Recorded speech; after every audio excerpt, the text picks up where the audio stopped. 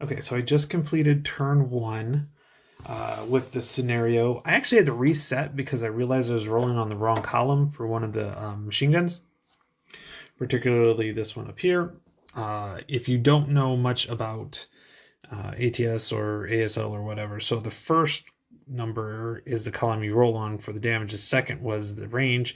I had them flip-flopped just for this unit for some reason, not for any of their other ones. So I had to reset because this guy was getting way too many hits and things like that. Had a good first turn, kind of broke even, I would say. Both units lost a squad. This setup was right here. He had a, let's see here. He rolled on the 14, had a C3, and proceeded to break this guy. And picked up his nice little machine gun. Lost the unit that came with this machine gun here. Also took a couple hits here. Captain Udalov was broken, but he recovered. The Germans actually do have a broken unit here. They haven't been able to recover. And this guy it's only the top guy that's broken. So, well, matter of fact, what I'm going to do is I'm going to do it this way. So he's on the bottom. So that one's from there. I took one of the squads, pulled them all the way up here, which is why you see a winded squad.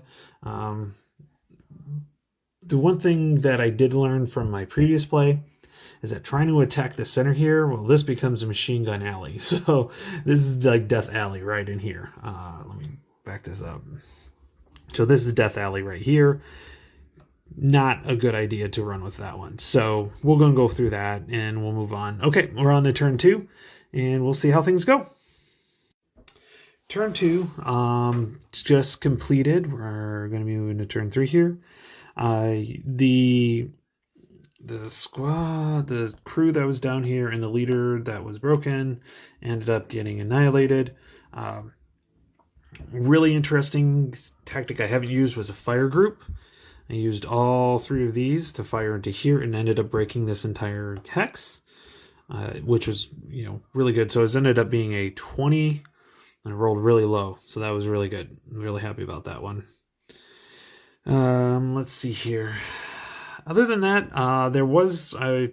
the Soviets tried to set up a melee for this guy right here with Sergeant Henley, but that didn't quite work out so well. The Germans were like, nope, we don't need to do the aggressive attack, so they backed here. And of course, then the Soviets just followed suit and put right here. So this should be a pretty good battle pretty soon here, which will be interesting. Then just kind of consolidated some units up here. All in all, not a crazy turn. Did lose that leader down here, but I still do have Sergeant Frederick right here.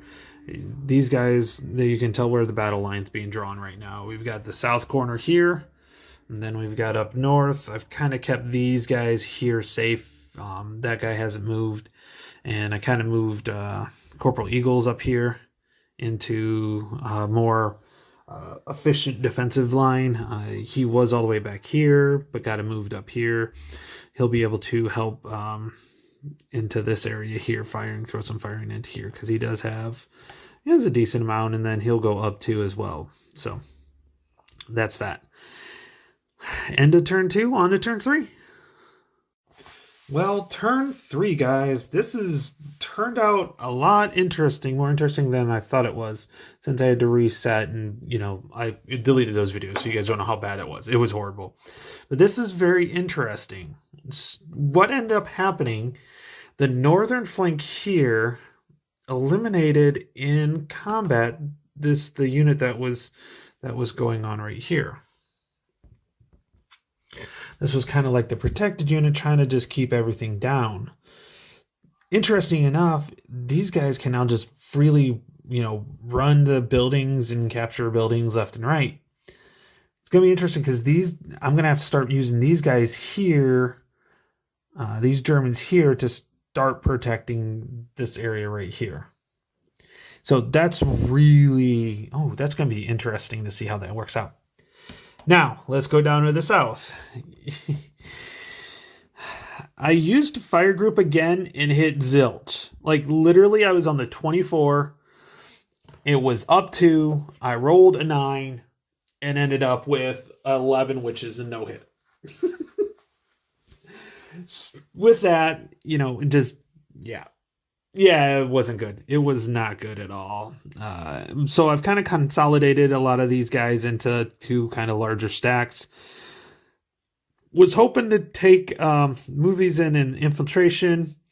Kind of realized I probably shouldn't have done that fire group. Well, the fire group could have taken care of them if they would have hit them. They're already broken.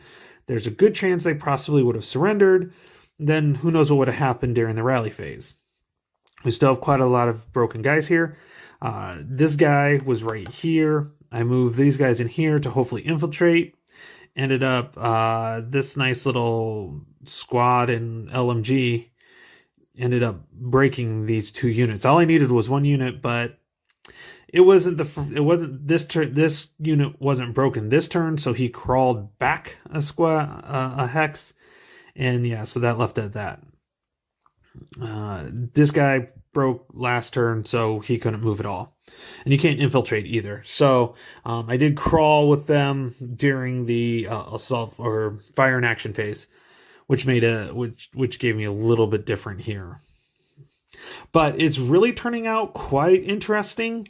The Soviets definitely have the most losses by, let's see, they've lost 3 squads. The Soviets have lost 3 squads here, a leader and an officer at that, and then a 238 crew, which was manning this machine gun right here.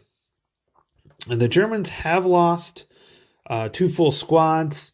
Looking at it here, they don't really have the squads to lose. They had 13 squads, and so now they're down to 12. And while the Soviets have lost 3 full squads, they started out at 21. But I noticed there's a lot of casualties on the Soviet side as well. And it's this side can take this pretty easy. But there's 1, 2, 3, 4, 5, 6, 7, 8, 9, 10, 11, 12. There's like 12 hexes, 12, 13, 14 hexes right in here that are building, 15 that are building hexes. That's probably going to be a big difference. I do have this machine gun that is up level 10, which is going to be interesting. There's a 1 hex shadow if you're too close, 2 hex safety if you're behind something. So it's going to be interesting to see how this all works out. Okay, on to turn 4, and we'll see how it goes. It is a 7-turn scenario. I might have been too slow, but we'll see what happens with the Russians, and we'll see how many, buildings they can actually take. Okay, thanks a lot. Talk to you later. Bye. Turn 4 was quite entertaining, actually. Let me zoom out this a little bit more. We've got the Soviets really moved in here. We did a lot of running around here, so that's why you see a lot of the winded counters up in this north west corner here. A lot of running here. Drew the fire onto this one. Was hoping just to get something small. Ended up taking 3 hits and then breaking, and then so that wasn't good. But I was able to actually maneuver around here to get here between infiltration and just maneuvering. Even though it's plus 10, if the obstruction is within 6, it's only 1 hex, so there's still the 1 hex blocking it. Now, if it was if I went through up here on this road here, this guy could have seen it, except for right here, depending on the line of sights and everything. So it was really had to maneuver the right way. Slowly maneuvering up here to get this guy. Next turn, I'm going to put him underneath, and then I'm going to infiltrate up, try to get rid of that. that crew and that machine gun. If I can get that, that'll be awesome.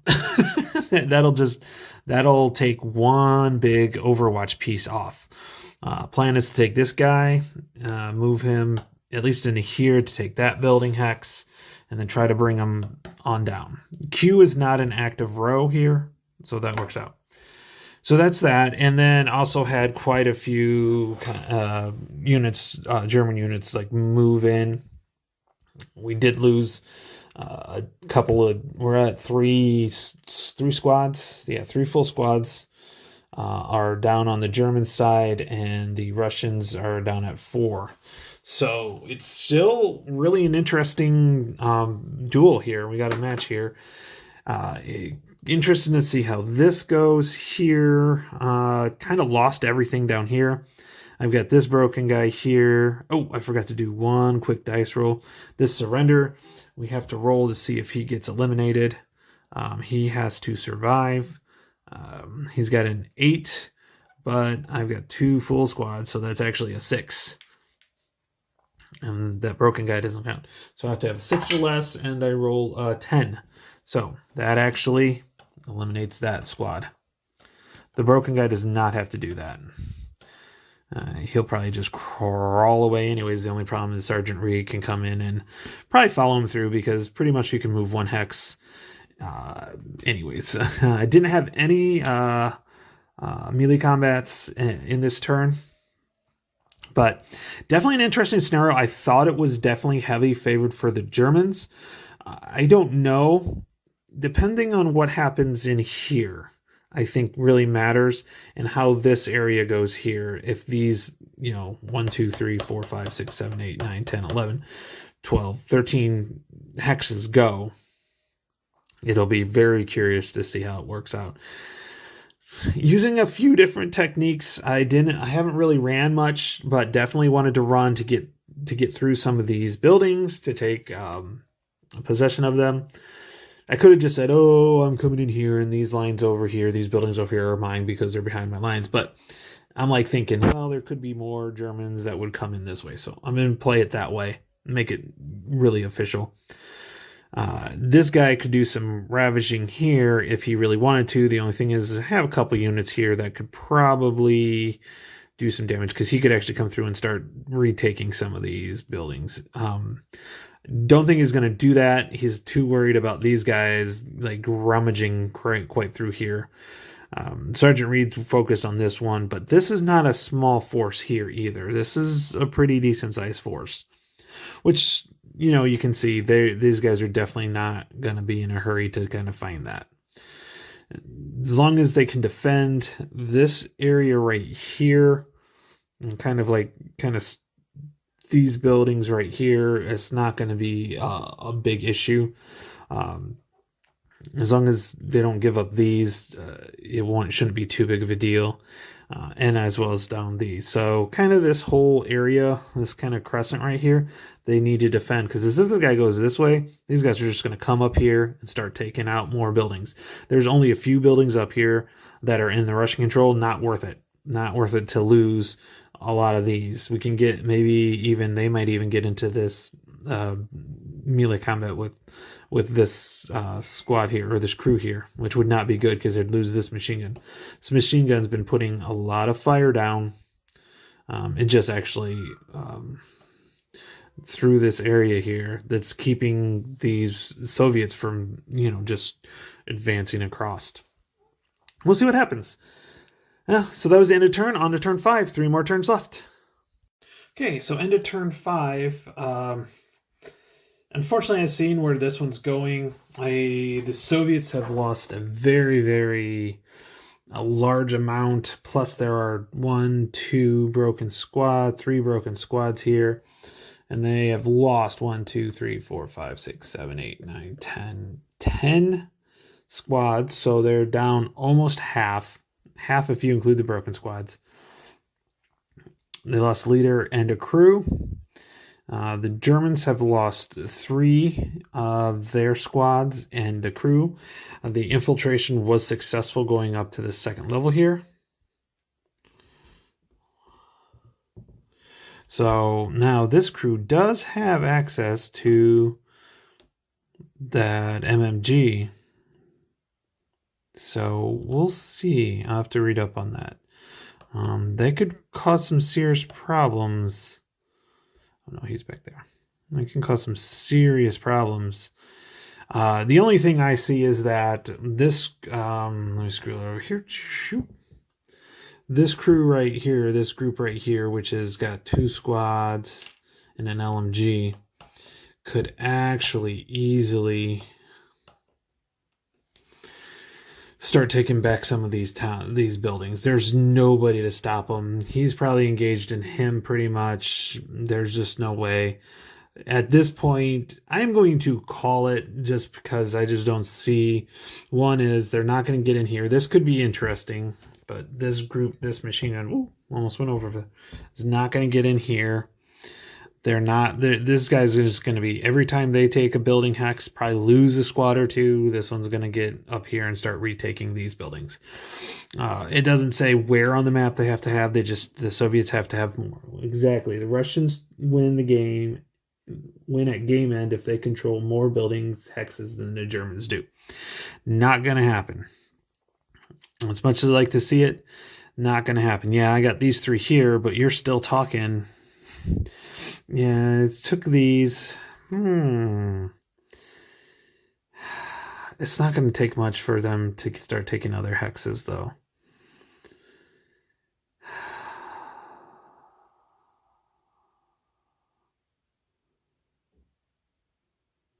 Let's see. Let's widen this out. So the Germans right now control 1, 2, 3, 4, 5, 6, 7, 8, 9, 10, 11, 12, 13, 14, 15, 16, 17, 18, 19, 20, 21, 22, 23, 24. Okay, they control 24. The Soviets control 1, 2, 3, 4, 5, 6, 7, 8, 9, 10, 11, 12, 13, 14, 15, 16, 17, 18, 19, 20, 21, 22, 23, 24, 25. Oh, well, I strike that. I am not calling this. I am not calling this at all. Whew. Yeah, there's still a chance here. Okay, well, that's cool. I was about ready to call it, but I'm not going to call it yet. We'll have to see how this turns out. At least give another turn. So moving on to turn 6, only got 2 turns left. So this guy really can't get too much because getting out of here, 1, 2, 3, 4. So we get 1 building back. These 2 buildings have not been taken, but they will be. This guy could easily take out some of these units here. This has only got a crew in it. So he'd just have to hit a C2 for that to get rid of that one. Oh, there's 2. Yeah, well, it's like about even right now, surprisingly enough. Yeah, so we'll see how it goes. Okay, bye.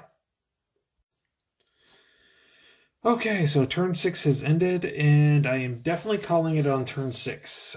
Currently, the Germans have 28 building hexes, and the Soviets have 24. The most they could get would be, at the most, would be adding this one right here. That's it. So it'd be 25. This one may be able to take this one. So that'd be 26. So it's 20, it'd be 26, 26 then.